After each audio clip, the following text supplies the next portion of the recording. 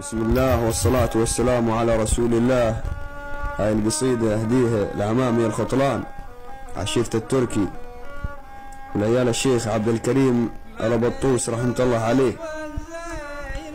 وقول نلاعب الموت الحمر في يدينا وناطع على رؤوس المنايا والانهاب، ومحدن بيوم الحرب يقدر علينا تدري بنجموع الخلايق والجناب. خطلان درب العز ردنا وهوينا، عيال وايل لابتي يوم الاصعاب. خطلان نلوي خصومنا وملتوينا، رجالنا معروف ميثن الاصواب. خطلان نلوي خصومنا وملتوينا، ورجالنا معروف ميثن الاصواب.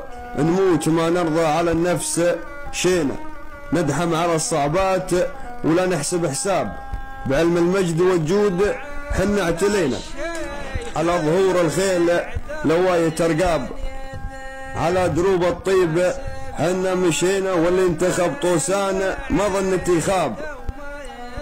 على دروب الطيب حنا مشينا، واللي انتخب طوسان ما ظنتي خاب. حنا عنزة على الشهامة ربينا، ولا قصور بكل القبايل والانساب. وبغير درب الحق لا ما رضينا، وربعي بوقت الحق قصاصة اشناب. حنا كذا على الحق اللي نوينا، كل عايل نمرق هجومه بالتراب. وسلامتكم.